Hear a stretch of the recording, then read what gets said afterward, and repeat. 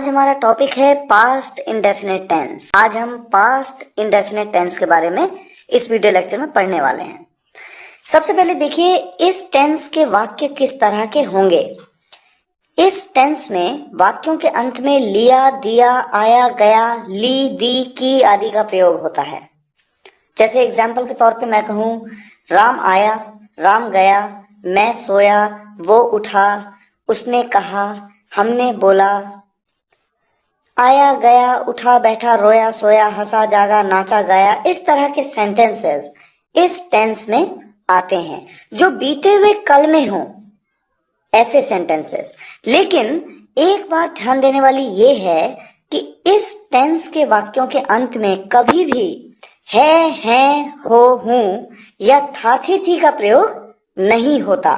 तो अगर मान लीजिए सेंटेंस है मैं आया था, तो वो सेंटेंस इस टेंस की कैटेगरी में नहीं आएगा। यहां पर आएगा आया, गया, उठा, बैठा, सोया, रोया, जैसा मैंने आपको बताया। सबसे पहले ये इंपॉर्टेंट है कि आपको ये पहचानना होगा कि सेंटेंस किस टेंस में है। उसके बाद ही रूल के हिसाब से, नियमों के हिसाब से आप उस सेंटेंस को बना पाएंगे। तो सबसे पहले शुरुआत करते हैं अफर्मेटिव सेंटेंस से, सकारात्मक वाक्य, जैसा कि आप सभी जानते भी हैं और मैंने आपको सेपरेट वीडियो लेक्चर्स में बताया भी है कि सकारात्मक वाक्य वो होते हैं जिनमें नहीं का प्रयोग नहीं होता और न ही कोई प्रश्न पूछा हुआ होता है। इसका रूल क्या है, किस तरह से बनाएंगे सेंटेंस को। सबसे पहले आप लिखेंगे सब्जेक्ट, उसके बाद वर्ब की सेकंड फॉर्म, वर्ब यानी क्रिया। मैंने आपको जब मुख्य क्रिया के बारे में एक सेपरेट वीडियो लेक्चर में बताया था तो मैंने बताया था कि वर्ब की 3 फॉर्म्स होती हैं। यहाँ पर सेकंड फॉर्म यूज करेंगे।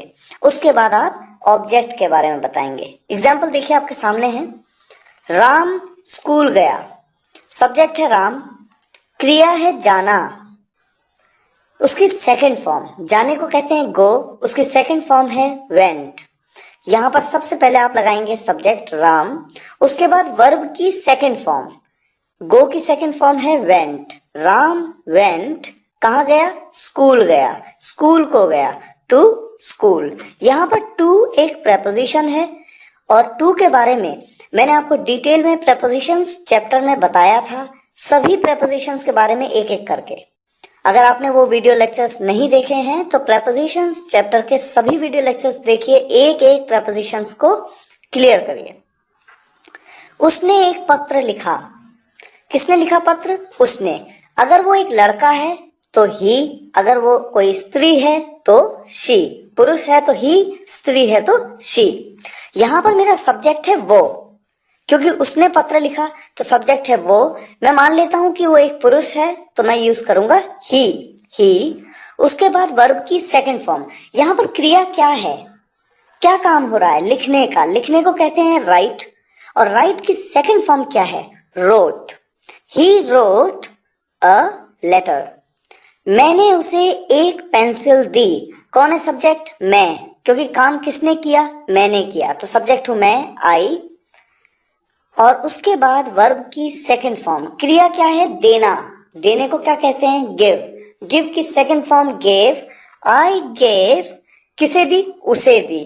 आई गेव हिम, अगर वो कोई पुरुष है तो हिम, अगर वो कोई स्त्री होती तो हर। आई गेव हिम, क्या दिया, pencil, a pencil. I gave him a pencil. अब देखिए नेगेटिव सेंटेंसेस, नकारात्मक वाक्य जहां पर नॉट का प्रयोग होता है, नहीं का प्रयोग होता है, किस तरह से बनाएंगे आप। सबसे पहले सब्जेक्ट, उसके बाद डिड, उसके बाद नॉट, फिर वर्ब की फर्स्ट फॉर्म और उसके बाद ऑब्जेक्ट। डिड यहां पर हेल्पिंग वर्ब है, पास्ट इंडेफिनिट टेंस की हेल्पिंग वर्ब है डिड। लेकिन अफर्मेटिव सेंटेंस में कोई हेल्पिंग वर्ब यूज नहीं होती, वहां पर सिर्फ मेन वर्ब की सेकंड फॉर्म का ही यूज होता है। अब नेगेटिव सेंटेंस अगर आपके सामने आए तो किस तरह से बनाएंगे, देखिए राम स्कूल नहीं गया, सबसे पहले सब्जेक्ट राम, उसके बाद डिड, उसके बाद नॉट, उसके बाद वर्ब की फर्स्ट फॉर्म, वर्ब यानी क्रिया। क्रिया क्या है यहाँ पर, जाना, जाने को क्या कहते हैं, go. Ram did not go to school. उसने पत्र नहीं लिखा, he did not write a letter. मैंने उसे पेंसिल नहीं दी, I did not give him a pencil. Interrogative sentence में देखिए प्रश्नवाचक वाक्य किस तरह से बनाए जाएंगे।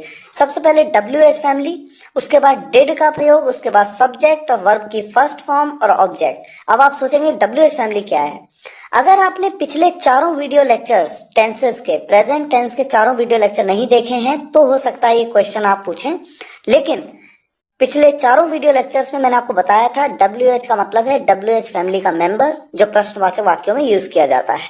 और साथ ही साथ WH फैमिली के बारे में एक सेपरेट वीडियो लेक्चर में भी मैंने आपको डिटेल में समझाया है, जैसे क्यों, कैसे, कब, कहाँ, इनके लिए जो वर्ड्स आप यूज करते हैं इंटरोगेटिव्स, उन्हें WH फैमिली मेंबर्स कहते हैं।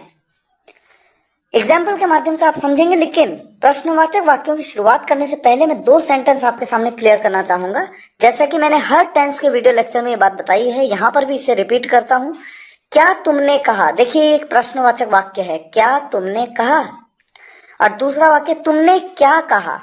अब दोनों जगह क्या का प्रयोग किया, लेकिन मैंने दूसरे सेंटेंस में क्या के लिए व्हाट का यूज किया, पहले सेंटेंस में मैंने व्हाट का यूज नहीं किया। यानी मैंने WH फैमिली का प्रयोग पहले सेंटेंस में किया ही नहीं। ऐसा क्यों? मैं आपको ये बात 4 अलग अलग वीडियो लेक्चर्स में बता भी चुका हूं, एक बार फिर रिपीट करता हूं। देखिए होता यह है, जब भी कोई प्रश्न आपसे पूछा जाए, जब भी कोई क्वेश्चन पूछा जाए, अगर उसका आंसर आप यस और नो में दे सकते हैं, अगर उसका आंसर आप यस और नो में दे सकते हैं, तो इसका मतलब ये है कि वहां पर कोई WH फैमिली नहीं है। यानी वहां पर व्हाट का प्रयोग आप क्या के लिए नहीं करेंगे। हाँ, अगर कोई ऐसा प्रश्न हो जिसका जवाब आप यस और नो, हाँ या ना में नहीं दे सकते, तब वहां पर WH फैमिली होती है। पहले एग्जांपल में देखिए, क्या तुमने कहा। अगर मैं आपसे पूछूं क्या तुमने कहा, तो क्या कहने की बात है, ये तो अंडरस्टूड है, हमारे बीच में ये बात ऑलरेडी हो चुकी होगी, तभी मैं आपसे ऐसा कह रहा हूं, क्या तुमने कहा। अब आप हाँ या ना में जवाब दे सकते हैं। आप कह सकते हैं यस, आप कह सकते हैं नो।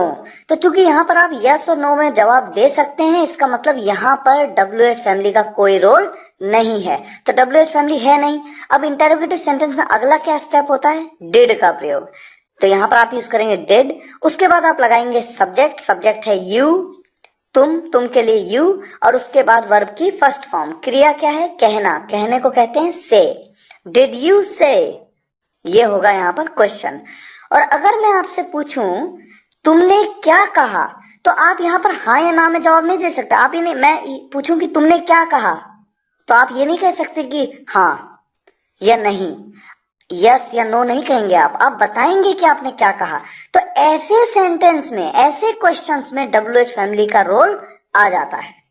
क्या के लिए आप यूज करेंगे WH फैमिली, व्हाट, उसके बाद डिड, उसके बाद सब्जेक्ट है यू, उसके बाद वर्ब की फर्स्ट फॉर्म से। कुछ और एग्जांपल्स लेते हैं। उसने कौन सा खेल खेला, which game did she play. यहां पर शी का यूज किया। मैं ये मान लेता हूं कि जिसकी मैं बात कर रहा हूं वो एक स्त्री है। और विच गेम, कौन सा खेल, कौन सा के लिए विच और खेल गेम, ये पूरा WH फैमिली का पार्ट बन गया, विच गेम। ये बात WH फैमिली मेंबर चैप्टर में मैंने आपको बताई थी कि किस तरह से सेंटेंसेस में वर्ड्स एक साथ कंबाइन होते हैं। तुमने ऐसा क्यों सोचा, क्यों के लिए वाई, उसके बाद डिड, उसके बाद सब्जेक्ट है यू, उसके बाद वर्ब की फर्स्ट फॉर्म थिंक, और उसके बाद सारा ऑब्जेक्टिव पार्ट। ऐसा को सो का यूज किया जाता है ऐसा के लिए। तुमने ऐसा क्यों सोचा, why did you think so. Mummy ने तुम्हें कितने पैसे दिए, कितने पैसे, how much money. How much का प्रयोग क्यों किया, क्योंकि मनी एक अनकाउंटेबल नाउन है। ऐसा क्यों, ये बात हाउ मैनी और हाउ मच के वीडियो लेक्चर में, जो नाउन चैप्टर में मैंने आपको बताया था, उसमें डिटेल में समझाया गया है। How much money did mom give you. आपने उसके साथ क्या गलत किया, what did you do wrong to him. देखिए क्या के लिए व्हाट, WH फैमिली, उसके बाद हेल्पिंग वर्ब डिड, उसके बाद सब्जेक्ट यू, उसके बाद वर्ब की फर्स्ट फॉर्म। यहां पर क्रिया क्या है, करना, करने को भी डू कहते हैं, तो आप यू के बाद क्या लगाएंगे, करने के लिए डू। उसके बाद गलत, रॉन्ग, किसके साथ, उसके साथ, to him. What did you do wrong to him. क्या उसने ताजमहल देखा, डिड ही सी द ताज। ताज के साथ द का प्रयोग आपने क्यों किया, ये बात आर्टिकल्स के वीडियो लेक्चर में डिटेल में मैंने आपको समझाई थी। तुमने मुझे फोन कब किया, कब के लिए कौन सा WH फैमिली मेंबर है, when. When did you call me,